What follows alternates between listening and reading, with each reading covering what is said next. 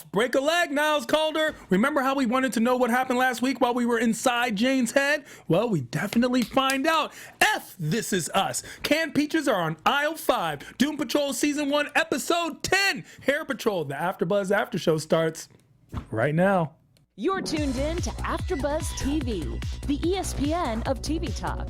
Now, let the buzz begin. AfterBuzz TV, we're talking a lot of things Doom Patrol this week. I feel like people have seen a lot of us together lately. I know, we've been doing like a bunch of shows. All the fictional shows. We do everything that uses imagination and blows your mind. Magic and superheroes. That's our thing. I think it's, for me, it's a quest for power. I wish I had power. I was like, if I was a superhero, I would probably be Mr. Nobody. Why? Why does that always apply to me? And you'd be Sabrina. I feel like you'd be Sabrina. The That's rebellious the team up. Superhero. Yeah. Sabrina and Mr. Nobody. Everybody, the team up. Nobody knew they wanted until just now. Until right now. Well, in actuality, until that happens, I'm Tehran. I will be your host, and I'm co-hosted by the superhero in the making, the pun of puns. Of course, Elena Jordan is on the squad. Punisher, Elena Jordan. Punisher. Boom. That should be your comic book title. That is, but it's the DC Punisher. Because Marvel's Punisher's got guns, but DC's Punisher's got puns. Boom. That's how we do. And we are talking all things Doom Patrol. Do we have a Doom Patrol pun that you can think of right now? I mean, not really. No, I'm sure it'll come to you as the show progresses, because so many punny things kind of happened in this show as we talk about all the things that happened in this episode, Doom Patrol, episode 10, Hair Patrol. We're going to get into the nitty gritty of Ernest Franklin, because Beard Hunter was definitely the topic of conversation all the way around. One of the most fun villains, I would say, in the DC universe, at least on TV. Not even in real DC, and we're going to get into that. Deep dive. Like, he was like barely in the comics. Barely in the comics, exactly. And so how they made such a great hero out of it is actually something we'll get into. We'll talk about the Bureau of Normalcy and the Bureau of Oddities. Niles and the Cave, which sounds like something Plato would have written, but it's not. Like Terrible of the Cave. Yeah, exactly. Ooh, there you go. And we're also going to get into Eternal Life and Niles and Slava, who is his woman, like, or I don't know what, Slava. A female creature. Yeah, female love interest, at least we find out. What's wrong with Cyborg? That was actually a little craziness. Alistair is back. Mr. Nobody has not left. Slava strikes again. We're going to get into our favorite segment of favorite segments, which is Who You?, where we decide which scene from the show represents us or is our favorite scene. Says a lot about us. A little bit of news and gossip, and excellent predictions, as we are the predictors of predictions, I feel like. Overall thoughts on this episode, Elena? Episode 10, Hair Patrol. What did you think? I loved that this episode gave us the other half of the Jane Patrol. 100%. That was so cool. Yeah, I was super on board with that. Last week's episode, I think, was probably still my favorite episode. So I can understand that. Yeah, and so it's like anything coming after this episode, I was like, I'm going in a little skeptical. And it actually, I thought it really delivered. I mean, I like that it has kind of these one-off episodes where we're introduced to a villain that then doesn't really, like, we don't really see again. Like, either is killed off or they go away. Like, or kind of brushed aside. So I like these kind of in-between while still getting really big, meaty, huge pieces of the puzzle filled in simultaneously. So I thought that this was an episode that definitely gave us some answers and also asked the right questions. Very great way to put that. I would say this. I do not like shows that are so weird for the sake of being weird. I do not like shows that just have sequences that don't add up. I would say that before Doom Patrol. For some reason, Doom Patrol does it in such a fantastic way that I love every single episode. I love the fact that we have these one-offs. I love the fact that we get dream sequences and flashbacks and pieces of a puzzle we didn't even want to put together in the first place. And then the literal puzzles. Yeah, exactly. It's done so well. This Beard Hunter situation was handled better look out, so man. amazing. He's going to come from. I know. He's like, Boy, that's a nice looking beard. I can see him coming exactly. for it. It was just such a good way to display this character. And that whole, we get the others. Because last week when we heard, oh, it's a long story from both Rita and Cyborg, we're like, okay, it's a long story. We're never going to understand what happened. I was hoping that they would, but I didn't think that it was going to be this extensive. That and it was going to so be good. like, you know, a whole of our typical ABC storylines, that was going to be our primary. Actually, I don't know. I feel like that and Niles kind of both were like A and B storyline, kind of both equally the same instead of having one really dominant storyline. The parallel storylines were very pertinent to this show, and the parallel storylines worked in coalition with the simultaneous activities of all this happening as last week's episode happened. So it was so strong. Ernest Franklin, Beard Hunter. Yo. Weirdo. This guy. Like, ultimate, like, mom's basement weirdo. I'm sad for Mrs. Franklin, though. Why? I think there's more to Mrs. Franklin, too. I think Mrs. Franklin is some type of superhero or something, because it was so I mean, cool. I do like that he calls and he's like, so I guess I'm like a legit supervillain now. Yeah, it was so cool. But that's a throwback to, I guess, the comic book where Beard Hunter always thought of himself as a supervillain, even though no one took him seriously, and always had this idea of a the movie. Little like razor. That was his. That's it. The shears was his weapon. He was more comic relief in the comic book, but in this one, his power was actually. While it was the strangest, most disgusting power any supervillain could have, where you basically taste or inhale the beard, and he literally eats the drain scum. It's so gross. From Niles' bathroom. I've literally watched somebody crawl out of a donkey's ass and then it explode, and that was not as gross to me as Beard Hunter eating that hair. By the way, also on the show. Exactly on this show. That's what I'm saying. I'm like, that did not bother me. That could have happened in Tijuana, but we're saying it happened on the show where someone crawled out of a donkey's behind and exploded. Yeah. And yet this was, this was grosser. I don't know what prop that was, the hair from the drain. I don't know, because they shot it in almost one shot, so it was definitely like, oh my God, in the drain. So gross. He picked it up and he just like, hold on, man.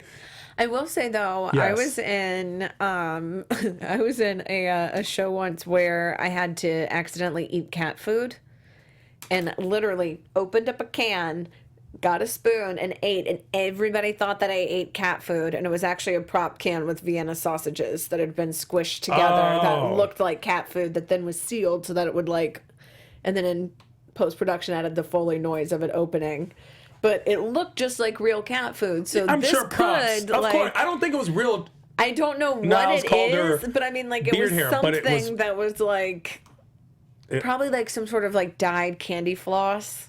Candy floss, cotton candy or something maybe. Yeah. I don't know what it was, but it looked disgusting. And then for the fact that he was able to then be universally connected to Niles Calder. Yeah, which, I mean, props to Rita for getting that tracker on him, because now wherever he is, we know that Niles, even though this isn't going to bring us to Niles exactly, it's going to bring us to that creature that then is going to somehow... That stair thing at the end where the stairs led to... From nowhere. Alistair to stairs to nowhere. Exactly. That's a good connection. Only the pun queen could figure that out. It's the all stair, Alistair, all stairs, and there was these stairs. And drowning in both. And there was this fake Niles doll there at the end. Man, and that then was Slava so creepy. kills Beard Hunter. What did you think about the fight scene with Cyborg and Beard Hunter? Oh, man, whatever's going on with Cyborg, I'm just like, oh, you got to get it together. Even mentioning, like, point blank, like, don't tell the others because they're going to think that I'm turning into that psychopath from the painting. I'm like, you have a visual warning. You should isolate yourself until you get it worked out. 100%. Like, what are you doing? Why did no one heed these warnings? First of all, I love the fight scene. The fight scene was so cool because Beard Hunter ingests the hair that's on the floor. Like a hair falls out from Cyborg. He sees the hair, and he has freaking this hair hoover. Exactly. He has this like power to notice where the hairs are, and it lands on the ground, and he basically he sniffs it in, like he just breathes it in, and then when Cyborg comes to punch him, he knows every one of Cyborg's moves, like the Matrix. It was the and he jumped straight up and everything. So this lets us know that he's tied in literally through all of space and time. So anything that he's experienced before and anything that he's thinking of doing in the future, he now knows, which means he now knows that about Niles too. Exactly. So he knows a couple secrets. Well, he did know a couple secrets. Yeah. Slava murked Beard Hunter. He didn't. And Slava had the most hair. Like, how did you not ingest one of those quick? Dude, yeah.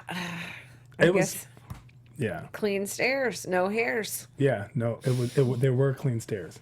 And Slava's, I guess it was Slava's spirit animal. We didn't actually see Slava herself appear. But as far as Beard Hunter goes, some of the differences between the comics we've already pointed out, but it's also part of the concept of the news and gossip we'd like to talk about, because that's what the blogs were all alive with in the chatter regarding the concept of who Beard Hunter was in the comic books as a villain of Doom Patrol who played a very minor role, and how great he was brought to life. Ernest Franklin, he has this hormone deficiency which doesn't allow him to grow a beard.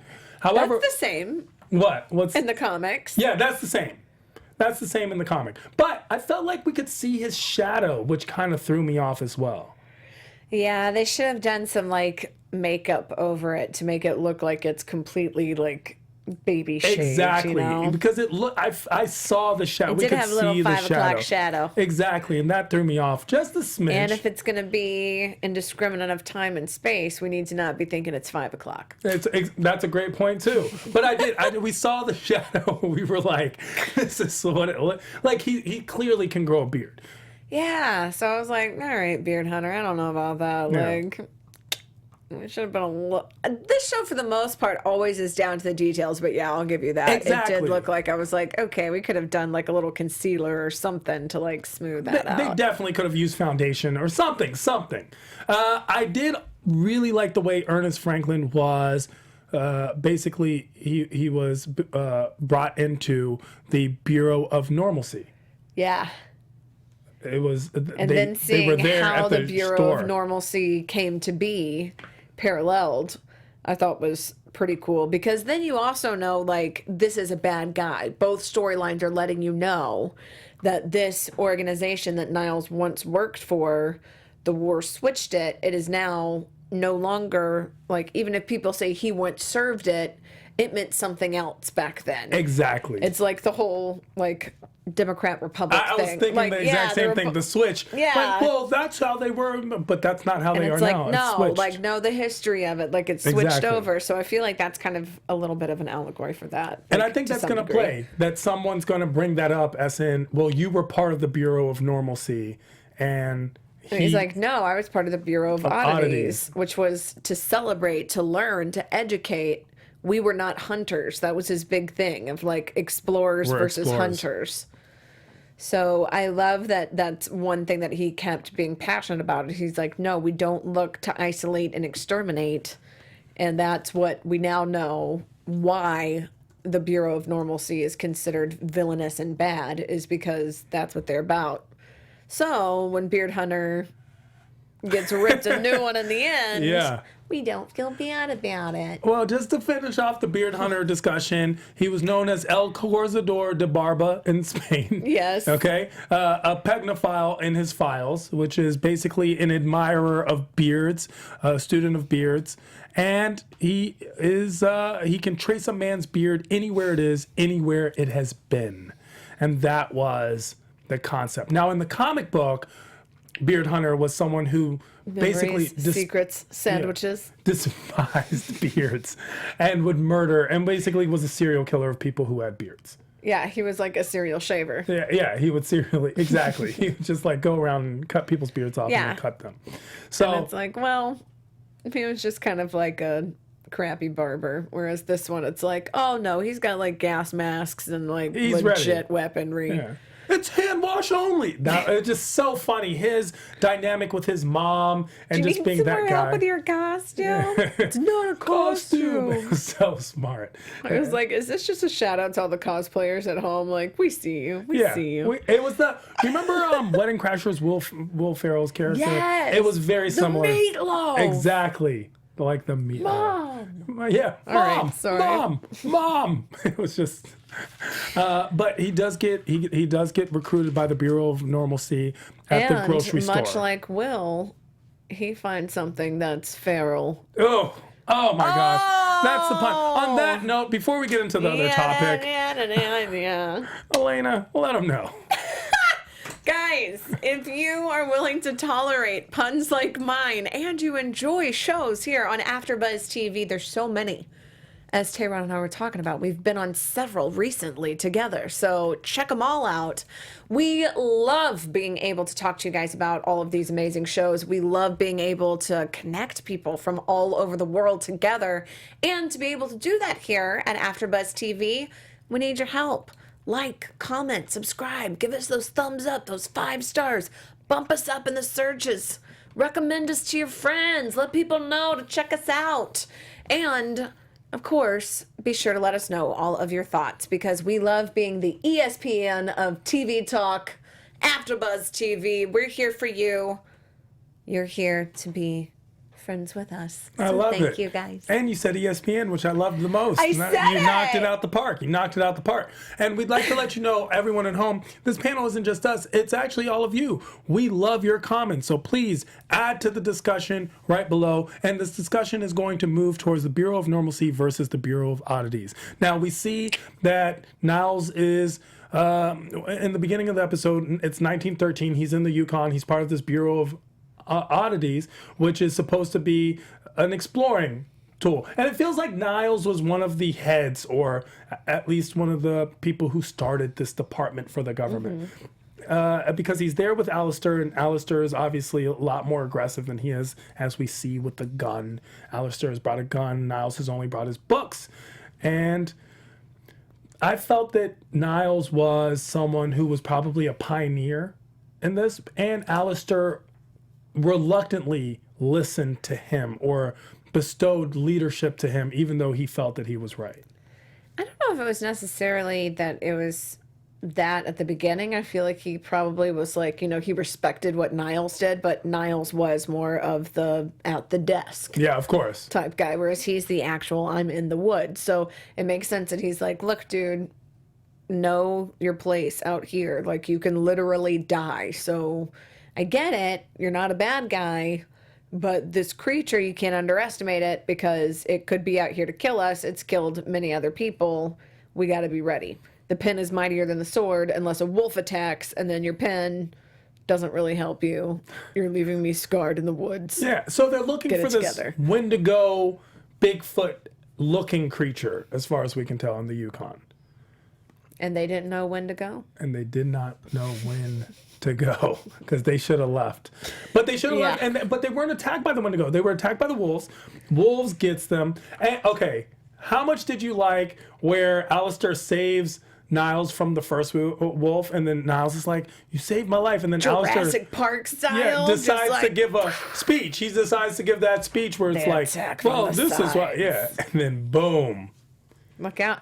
Well, it also was because it lets you know that it was Niles' fault, where he's like, dude, what did I tell you? Like, I just saved you, but yeah, stay to the campsite because we could get hurt. And then he's the one who gets hurt. And he's the one that gets hurt. Niles is feeling at fault. Yeah. So then we later see him apologize to Niles, and then Niles apologized to him. We see that that's a genuinely sincere thing. Is that he feels bad that he left Niles out there, as it was like he shouldn't have been out here in the first place, and I didn't protect him. Yeah, Niles should have been at the desk. He should have stayed at the desk. And Niles feels like you were only attacked because of me. Which he was. 100%. 100%, because Niles did the one thing he warned him not to do. Yeah. Alistair was like, don't leave the campsite. So Niles was like, I'm going to leave the campsite. And we see a very different Niles Calder than the one we're used to. This is a naive Niles Calder. This is a more studious Niles Calder. Very desk. I like how you put that, where you said just a desk, the guy who's on the desk. the idealist. This isn't the realist that we've come to know afterwards. And he even says after his time in the Yukon, the man you know no longer exists. I've changed. Well, and also we know that he has this kind of now immortality that we've seen with the other characters as well, with Jane and Rita and Larry, like really everybody. All of them. Up to this point. Basically they're from the 30s and they're still the same age now. Yeah, and so what we're assuming is 2019. And what they were even saying, like, at the bottom is 2019. So we're like, okay, so something's going on. Now we get a little bit of an idea of where it came from and the idea that that is the source that changed him. So almost like this vampire allegory of, like, when he became immortal, he became a different person. He became a different person, yeah. And parts of him died off. Yeah. So we see Niles get later. So now he's alone. Alistair seems to be dead, by the way.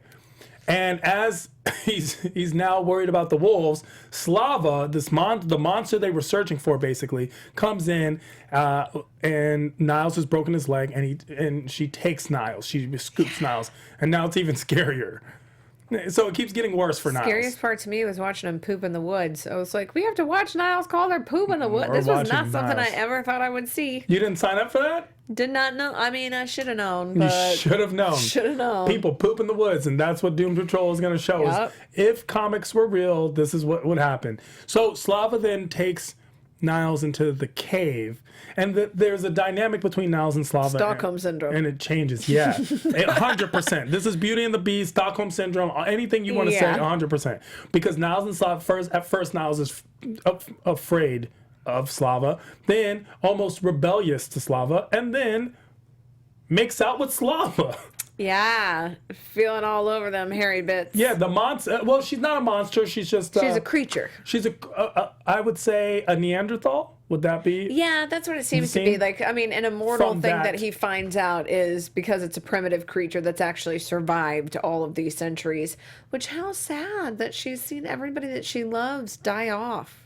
Yeah, that's a big thing. You know, that's the vampire parallelism as well, where that's that. And so it's like he just wants to protect her like she protects him. Yeah. It's sweet and sad. I mean, here's the thing. We see Niles and her go through different stages. So at first, I felt like she was going to kill Niles. Or at least she was holding him captive or for food or something. He was bound. He was taken to the cave and not treated that well. In fact, when he touches her for the fire, she starts beating him. She freaks out and beats him. And then what happens? Well, in the timeline. Well, then Niles gains respect when he wants to bury the two dead explorers before him. And she makes this whole pyre for him. Exactly. Where they go. Where was that? Did you understand the concept? Yeah, Where it was seemed the to cave? be like it was like this clearing that was like hidden. Yeah, that was this area that she had known for centuries was there because it even has all of these drawings and all these references. All the writings.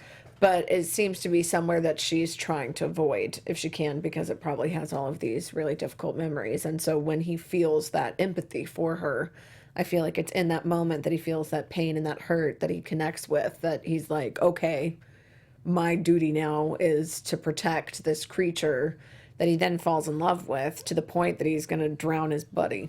He drowns Alistair. He drowns Alistair later, protecting That's cold, the secret. Man. Protecting Frozen the secret ice. of Slava. What do you think the eternal life is? We didn't really get the understanding of what it was. Yeah, I think they just touched on that because it's going to be something that we don't circle back to for a few episodes because they tend to do that where it's like a little sprinkling of something. Yeah. Like even with Rita this episode, which I mean that's skipping ahead a little bit, but with the comic book and with the muscle man that was missing that we don't reference again. And it's like, okay, so that's something that's going to play in later on. Which also played a part with the fact that Beard Hunter in the comic book, likes muscle magazines. So. And we see those ads. Exactly. We see the ads. It comes back. I mean, you're right. They do sprinkle a lot of information in, and we don't get to it actually. But with eternal life, we don't actually find out what causes Niles to have eternal life, but now we at least know that there is something that we haven't been crazy this whole time, wondering about their ages. What's wrong with Cyborg? He is glitching out. Well, there's so many things taking him over now because then he had Beard Hunter in his brain the same time that he's infected by something else, which I thought was kind of a cool parallel when we saw Cliff with the rat that was literally eating, exactly, eating away and getting in his mind. So now we see another pest, another bug that's in Cyborg. And it's an actual bug. The concept is that his electronics is malfunctioning in some way. Grid's doing whatever it wants. And it's taking over. And we see something that's very dangerous is that the grid can go total control. Off the grid? There we go. Put that dollar in that punch roll. So the concept of it is, here we go, Cyborg is malfunctioning. And he refuses to face it. Why do you think he won't just accept it, or at least ask his dad for help? That's the biggest thing and we see too a little sprinkling of his idea of Niles versus his dad, where he even says, I can't trust my dad. He's not like Niles. Yeah. And we see that, he has this deep trust for who he thinks Niles Calder is. And so having something going awry, he feels is probably something to do with his dad, which we've seen Silas kind of taking these controls and these measures. So it makes sense that he would be a little apprehensive with his dad. But something is messing up his system ever since he rebooted. And we have to find out what it is. So when Beard Hunter basically inhales the piece of beard from Cyborg, we learn some secrets from Beard Hunter, where you wet the bed until you were 6 years old, referring to Cyborg, not to Elena Jordan. You killed your mother at 18. When you were little, you called her cotton candy, and she called you, and we don't get that word. Yeah, and then he just beats the crap out of him. Or he tries to. Get out of my head. He tries to, because he cannot land a single punch. Then we also learn that Cyborg's code word is Eleanor. Yeah. That was that's a big one. Because that's mommy. That's a big punch too. That's a huge one, yeah. Much like the cannon. Oof. The cannon. An emotional cannon. Yeah, it really is though. Because the cannon just starts trying to go off every time. And we find out, of course, the cannon blast thwarted by and diverted by Rita is what caused the mess in the lab, which we had left off on the note last week. I like Rita and Vic together. I'm like, it's the glitch and the bitch at this point. Like, it's really just like they can have their own little spinoff. I love it. Yeah. We get some words. We get some words in this one. We get the Iowa. Yeah, Iowa. Which was like, at first I thought it was the god or the gods, and then it was just a word that used all the time. It was basically just like they're like meant whatever it meant in that moment. At the time, yeah, it really did. But I thought it was like a reference to Yahweh, Iowa, whatever. I think it was probably like a we coexist. Yeah, the universe. Kind of like, yeah. And then we also get the word Horcon. Which means the ice is breaking. You should probably GTFO, which isn't quite as meaningful and deep. And Alistair But the water's just through. as deep. Yeah. Ew. And Alistair falls into the water to his certain doom. And then the journal thrown in. Exactly. Niles throws in the journal because he wants to protect Slava at all costs. That has to come back into play. It has to come back, right? It has to. There's no reason to have shown all that journal, all that writing in the journal, and then just thrown in. And it's a memory of how he basically goes back to the Bureau of Normalcy and throws them off the track by pretending nothing happened and basically downplaying everything, and there is no Slava. Yeah. Why is Niles protecting Slava? Is it just out of love, or is there more? I mean, when Mr. Nobody is confronting him, it seems to be that there's something else at play, too. There has to be. He's saying, because he's like, oh, for what? True love? And then it's this, kind of pause where it's like, okay, well, there's something else. There's more secrets. But secrets have a cost. They do. They do have a cost. The world no longer needs explorers. The world always needs explorers. That's Niles's mantra in his head. And then here we find out that Niles is now saying basically, I don't care what you do to the team. He gives that I don't give in to terrorists. I'm not gonna give you the satisfaction of breaking, he says to Mr. Nobody. Which is like, okay, that kind of seems like a little bit of a D-bag move, but it's like, at this point, we don't know with Niles, because this is a very different Niles Calder than we've seen on other shows. Like, this is somebody that's been portrayed as this loving father figure that is the only person they can trust. Vic even more so than his own father. So, hearing him then, the parallel of that, of him being like, do whatever you want to those guys, doesn't mean anything to me. You're no, he doesn't. He says, I'm not going to give you the satisfaction. Exactly. I don't want to make it seem like he was like, do whatever you want. Actually, I'll help you kill him. Not that guy. I mean, no, but I mean, it seems like it has to be some sort of trick, like some sort of play. You know, like if he were to break, then that would ultimately be what led to their demise more than anything else. Like there's some sort of, especially with them all being immortal. It's like, it seems like that's the secret. Is it something to do with their immortality? Something. And that would be a secret that we don't want to give everybody. I'll tell you that. And of course, we end with Slava killing Beard Hunter and Slava still existing.